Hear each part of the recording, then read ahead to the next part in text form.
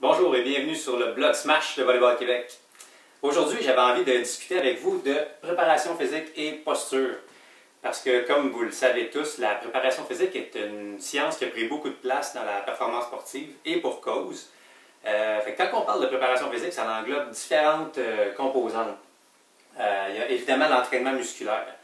Il y a l'entraînement des filières énergétiques, tout ce qui est entraînement cardiovasculaire, à court ou moyen terme, long terme également.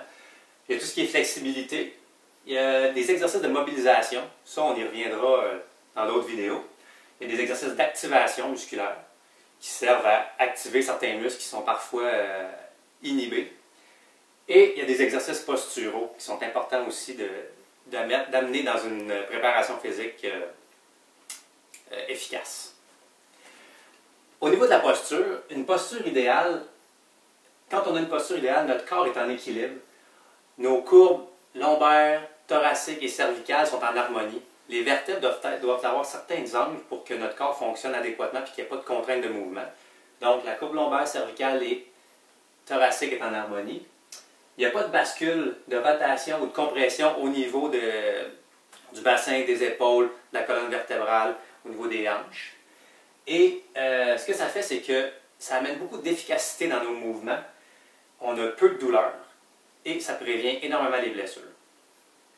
Le petit hic, c'est qu'il y a à peu près 3 à 7 % de la population en général, incluant les athlètes, qui répond à ces critères-là, en fait, qui ont une posture idéale. Donc, on est 93 à 97 % des gens qui vivent avec des déséquilibres posturaux, qui sont probablement la cause de plusieurs douleurs et blessures redondantes. Comme vous pouvez le voir ici, j'ai dessiné ma pyramide de progression pour ce qui est d'une préparation physique que je juge qui serait efficace. Comme je vous le disais, 93 à 97 % d'entre nous vivons avec des déséquilibres posturaux. Donc, il est super intéressant de commencer avec une analyse, une évaluation et une correction posturale avant de continuer dans les étapes de progression pour se développer physiquement. Parce que ce qu'il faut comprendre, c'est que notre corps va toujours s'adapter à notre historique passé, si on a eu des blessures ou des accidents, et aussi à toutes les activités qu'on fait. Par moment, il y a certains muscles qui sont stimulés au détriment de d'autres, ce qui fait que ça crée un déséquilibre. Par exemple, au volleyball, on stimule beaucoup les muscles antérieurs versus ceux qui sont postérieurs. Donc, on peut régulièrement se ramasser avec une posture qui ressemble à ça. Donc, dans ce cas-ci, on a les petits pectoraux qui sont courts et tendus, puis on a les muscles du dos derrière, par exemple les rhomboïdes qui sont longs et faibles. Donc, si on se met à surcharger un corps dans cet état-là, ce qui va arriver, c'est que les petits muscles courts et tendus vont être sursollicités, tandis que les plus longs et les plus faibles vont encore rester loin du travail. Fait qu'on auto-entretient le déséquilibre postural, fait qu'on n'arrive jamais à corriger, fait que notre corps demeure toujours en bascule, rotation, puis ça crée des douleurs et des blessures éventuelles, c'est inévitable.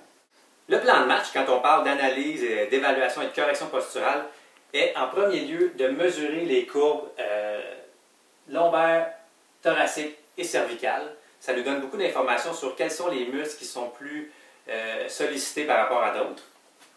Deuxième point important, c'est d'identifier les muscles qui sont courts et tendus de ceux qui sont longs et faibles. Les courts et tendus, on les étire. Les longs et faibles, on les renforce, ce qui va éventuellement créer une harmonie dans le corps. C'est important aussi, ensuite de ça, si on voit des restrictions dans nos différentes courbes de notre colonne vertébrale, de redonner de la mobilité à ces vertèbres-là. Comme je vous disais tantôt, on va y revenir dans d'autres vidéos. Et dernier point important, le point crucial, c'est d'évaluer la position et la force des pieds. Parce que nos pieds sont la liaison entre le sol et notre posture. Donc, si on a nos pieds qui sont en équilibre, on se retrouve en harmonie. Et si on a un pied ou les deux pieds qui vont vers l'intérieur, ça crée des déséquilibres, des bascules, des rotations au niveau de tous les étages de notre corps. Il y a certains muscles qui vont se tendre, d'autres qui vont s'allonger, puis ça va être une condition qui peut s'auto-entretenir.